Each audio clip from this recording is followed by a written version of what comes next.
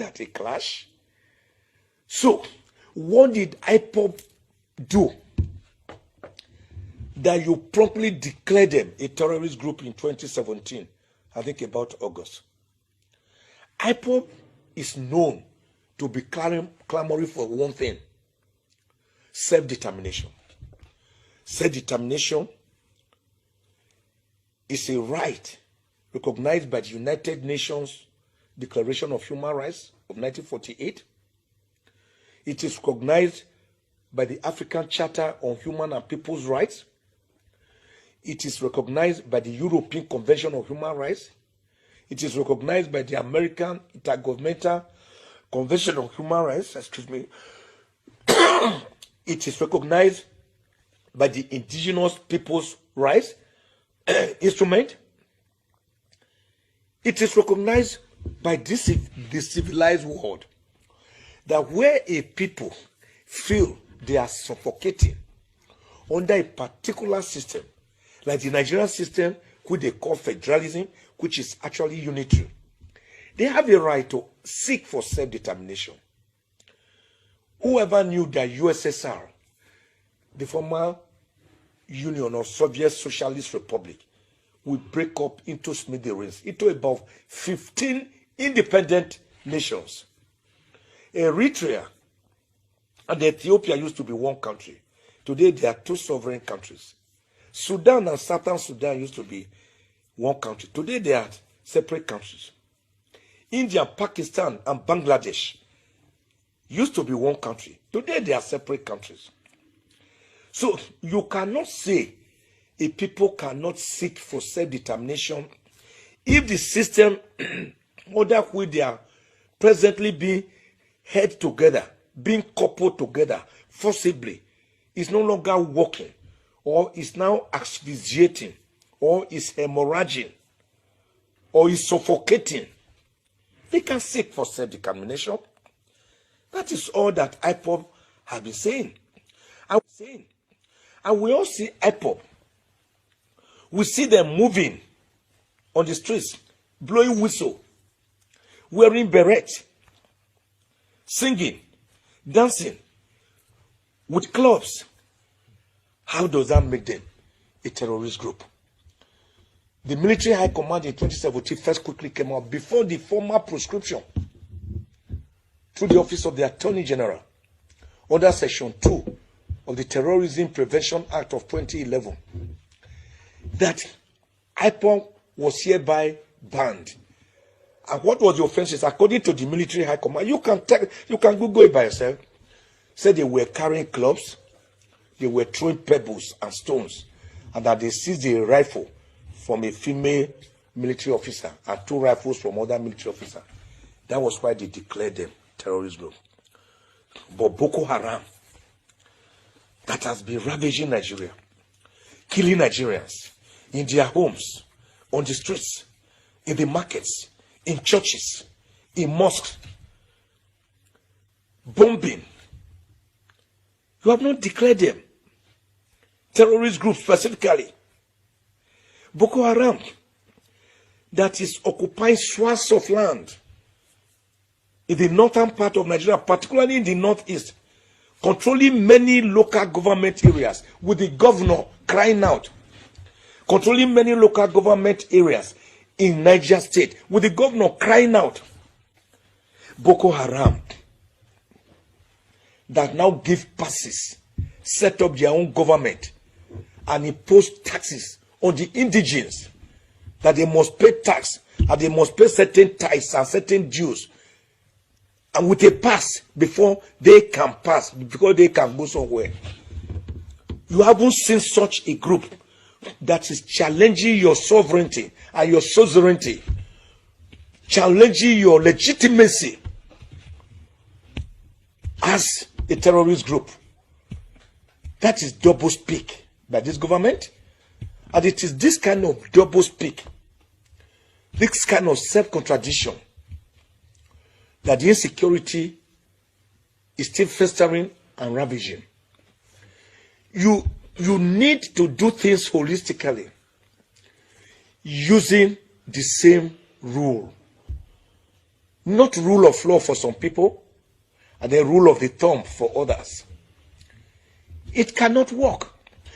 A group is challenging your legitimacy, making your state look like a failed state. And one of the greatest indices of a failed state, apart from grinding poverty, which we're already in, being the poverty capital of the world, having overtaken India, apart from corruption, monumental corruption, which we're already in, being rated by Transparency International, under the Transparency Anti-Corruption Perception Index in 2022 as the number 149 out of 180 countries in the world most corrupt, and the second most corrupt country in West Africa.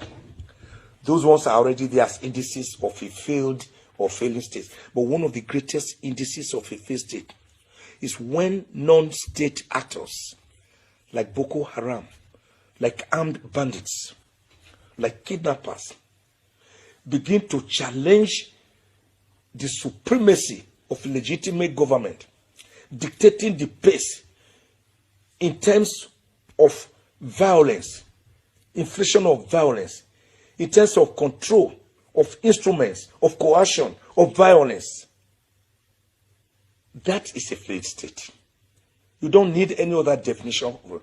And that is going on in Nigeria, where Boko Haram and armed bandits, we attack the very institution of defense, the Nigerian Defense Academy, and take away some officers, killing one of them. Where Boko Haram, kidnappers, we kidnap some students in Kaduna State, and then dictate to the government and the parents of these children to buy them bags of rice, bags of gari, bags of beans, to buy them tomatoes, tarodo, tatashi, vegetable oil, palm oil, even dictating the quantity that will be bought, that must be bought for them, so that they can feed their children who are under captivity for the purpose of extracting ransom from the parents. That is a failed state. You don't need any definition, other definition for it. So, the president, after the Attorney General did his work gazetting these two groups as terrorist groups, has done well. But he has not done very well. He fell far short of going the whole hog. Declare Boko Haram, mentioning specifically, you are hereby declared a terrorist group. Niyetiala, you that have been owning up to killings, to attacks on innocent villagers, owning up to sending people, you are hereby declared a terrorist group. These are more terrorist inclined than IPOB that were blowing whistles and marching on the streets, carrying club dancing. We want Biafra. We want Biafra. That was what you categorize as terrorism. And then you now put away their leader, the leader of IPOB, Mazi Nnamdi Kanu. He was even captured in Kenya and forcibly brought to Nigeria. He's in detention. When Nigerians, this government particularly, I need to drum it to the ears of this government. Because with all respect, this government appears dumb, and it appears numb, and it appears deaf, and it appears blind. Let me drive it home. When the time of an idea has come, you can't stop it. Adakaboro was killed for an idea. That did not stop the agitation in the Niger Delta. Kensaru Wiwa was murdered, judicial murder, for an idea. That did not stop the crisis in the Niger Delta. Igboho is kept away, at least somewhere in Republic of Benin. That has not stopped the Yorubas in their agitation for self-determination. The Igbos that want self-determination, which has been spearheaded by IPOB, which I've already shown is a non-violent organization. And the man is kept in prison.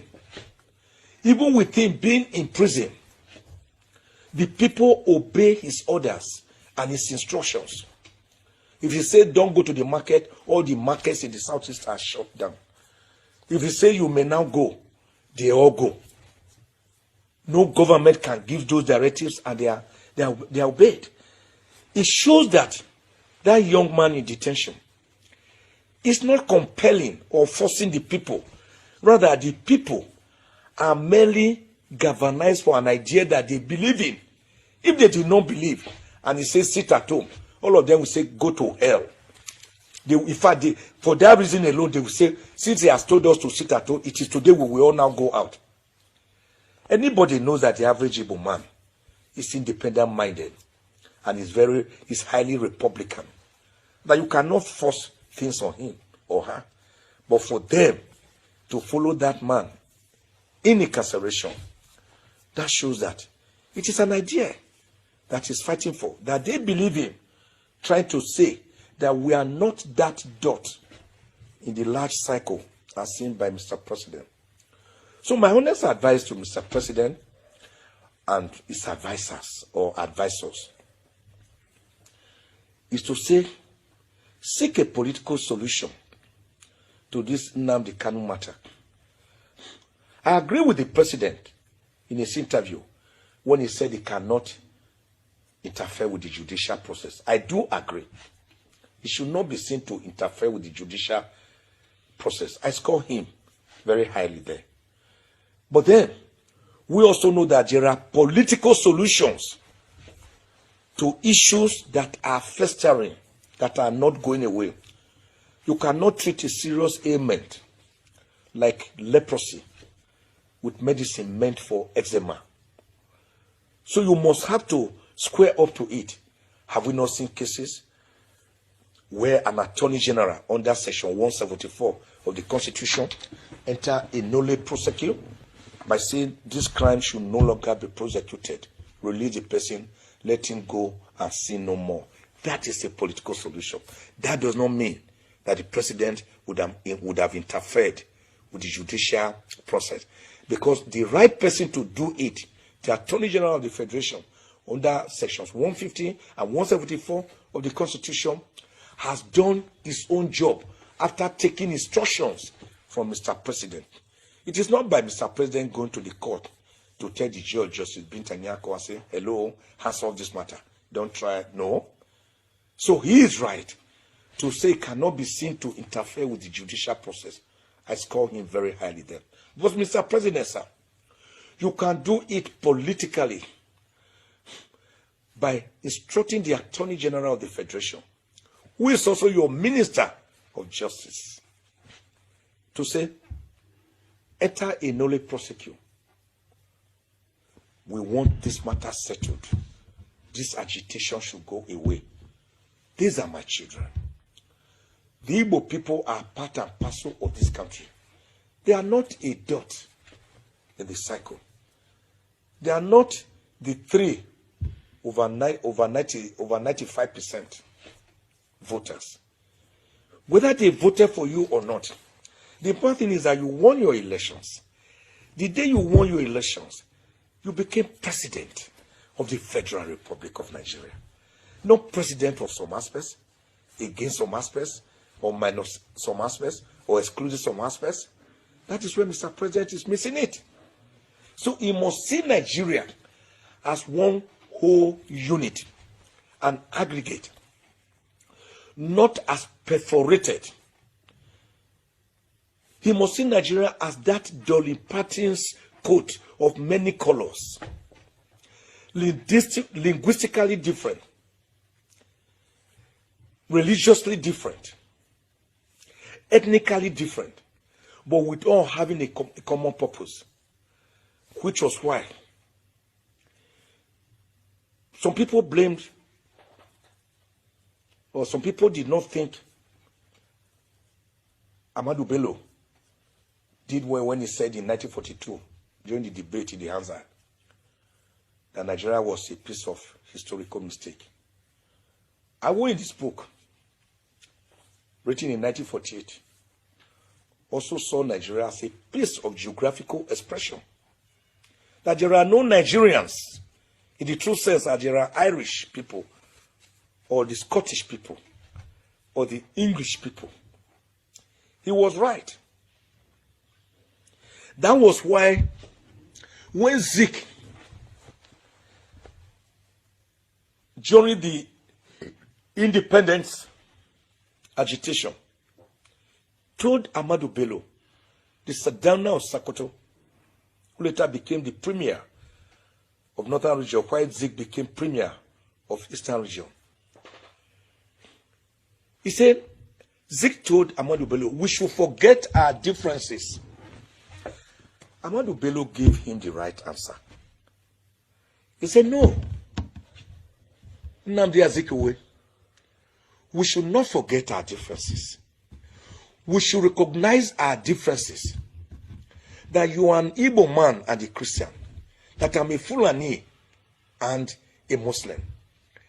But that these are differences, having recognized them, we should now decide to work towards the same goal. He's called the bull's eye. Are we doing that today?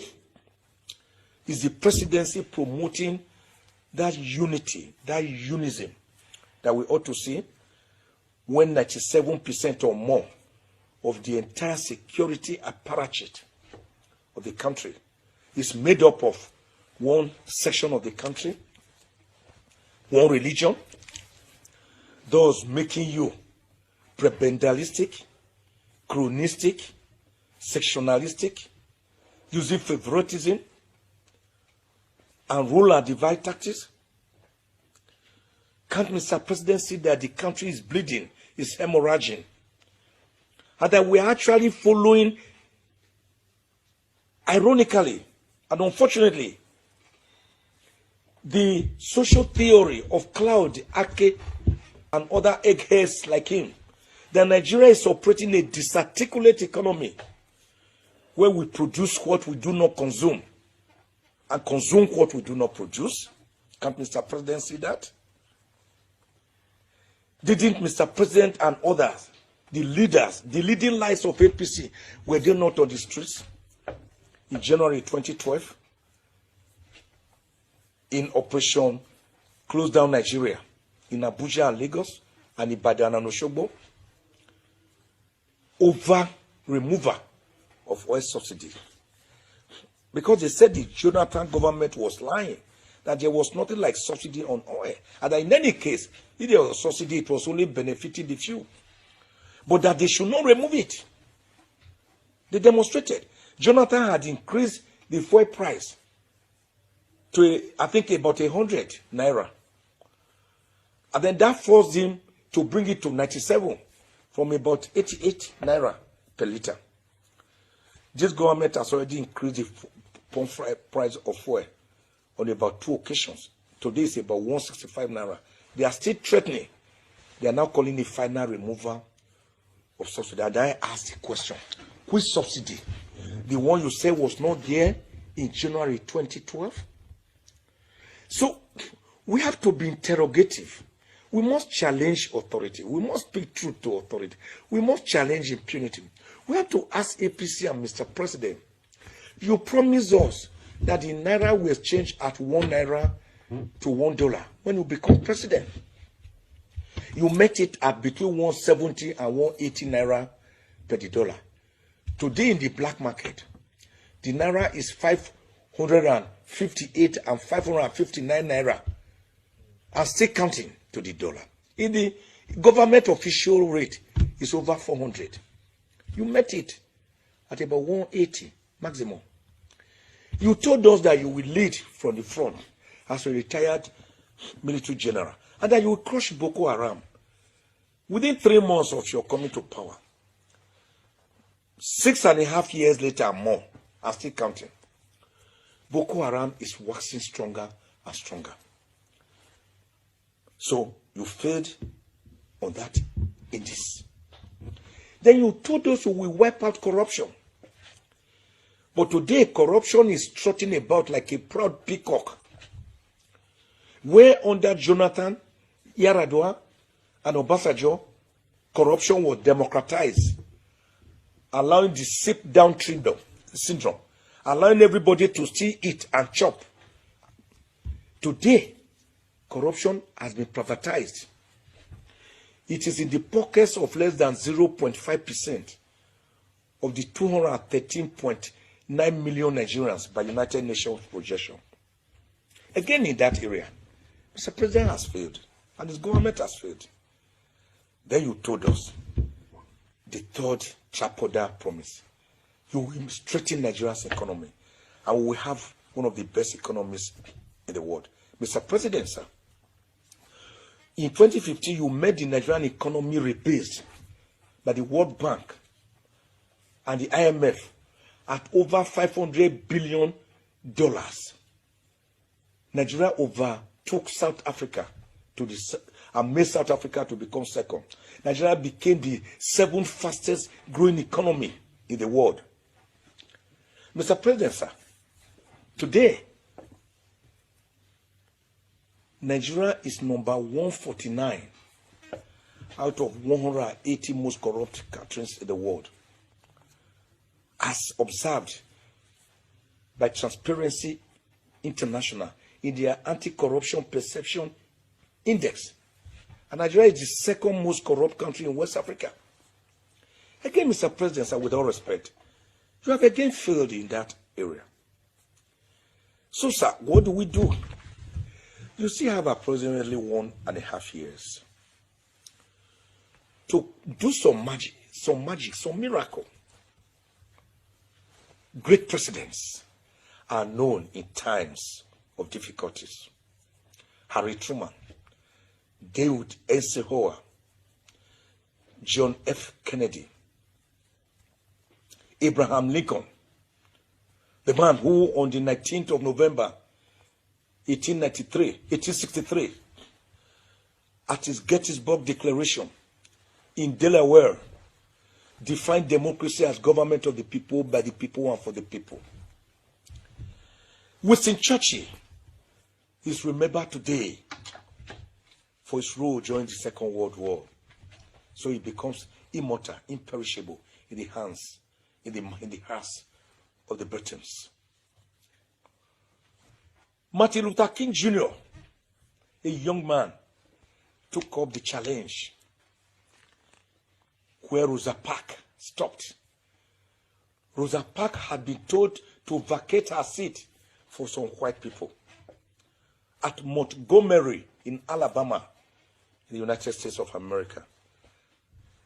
All the seats reserved for whites had been occupied. The only few ones remaining at the back, near the toilet, were for the blacks. And some whites came and said, vacate your seat. She said, no, I'm too tired. I will not be able. I will not do so. They dragged her up, threw her out, and that started the civil rights movement that swept across America. And Martin Luther King Jr. took it up from there. He walked.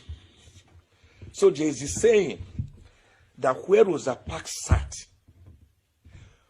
Martin Luther King Jr. walked so that Obama could run.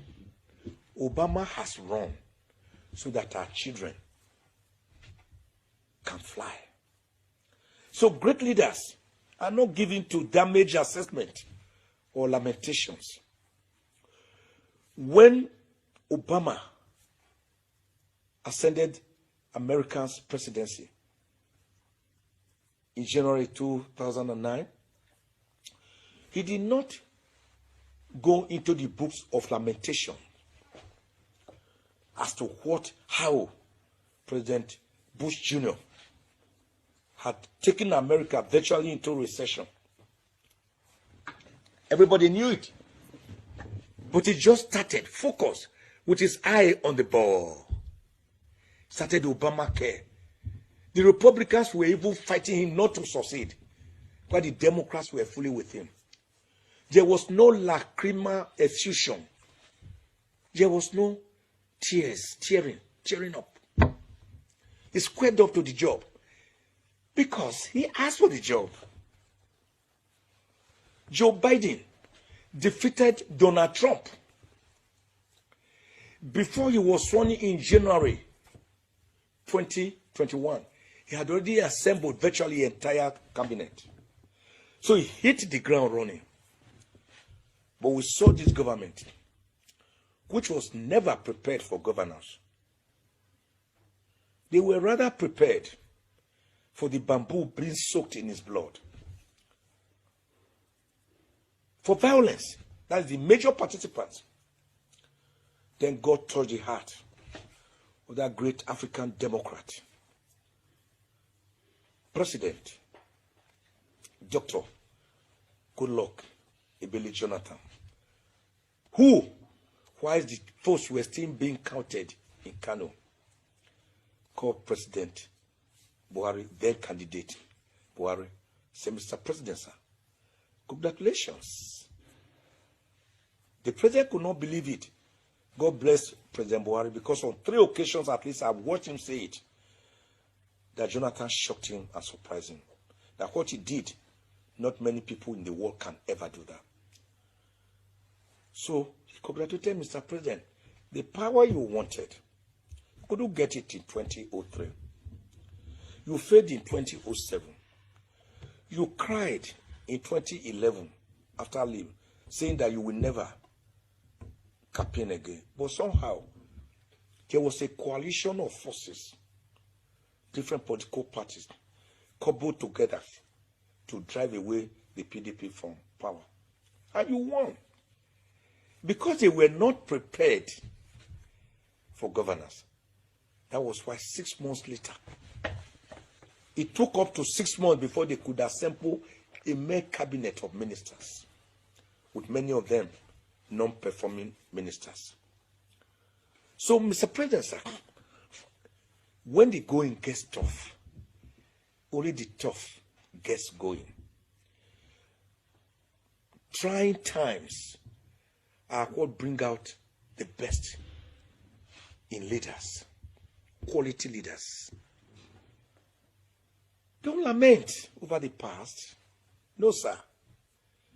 History beckons on you to put your name into the pantheon of heroes that govern Nigeria. Apart from Obasanjo, you are the only Nigerian who has had the rare privilege of being both a military head of state and a civilian president. To whom much is given, sir, much is expected.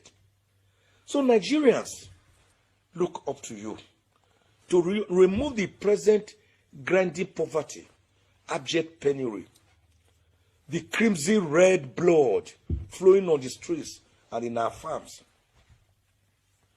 to remove the state of neither in which they have found themselves, the melancholy, the gnashing of teeth, the tears, sorrows, and blood, finally, hand over power. Whether you can do it or not, time shall tell. But it is in your own interest, sir, to do something, so that you remain on the good side of history, so that when Nigerians remember you, they will remember you with kind feelings, not with hatred, not with spite, not with regrets as to why they brought you in under serious populism. Remember, sir, Mr. President, one young man trekked from Lagos to Abuja to celebrate your victory. Remember, sir, another young man rode a bicycle from Kaduna to Abuja to celebrate your victory. Remember, sir, that there was euphoria across the country. Sir, take a drive deliberately, under camouflage, incognito, around the cities of Abuja or any other city in Nigeria. Pretend you are not Mr. President and see that Nigerians are like the walking corpses or the living dead envisaged by Ayi Kwe Ama in his epic, The Beautiful Ones Are Not Yet Born. Do something about it, sir, so that we will not still fall into that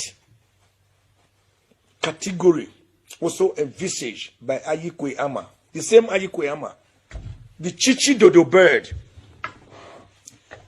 The Chichi Dodo bird is human excrement with all his heart, with all his soul. But you know it's food, sir.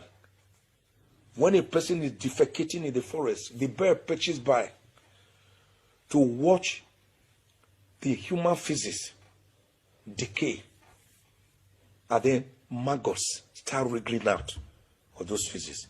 The food of the bird that his human feces is actually maggots that wriggle out of human feces. In other words, you cannot say you hate beans with all your heart and soul, and your best food is akara and moi. Such is contradictory. You cannot play Hamlet without the Prince of Denmark. You cannot argue that 6 is different from half a dozen. Sir, the time is short.